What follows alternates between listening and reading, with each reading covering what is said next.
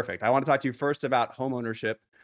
It's a main financial goal for me, but is it a main financial goal of younger people, my peers, millennials and Gen Z alike? Do you feel like that's something that they're focused on? I think a lot of them understand how much goes into housing, and so they aren't as pressed on their own. But there are a lot of older adults, you old people, pressing these young people, get a house, get a house, get a house now. And really, they don't need to be that pressed, and neither do you. Home ownership is right when it's right for you. Now, having said that, I bought my first home when I was about 22 years old.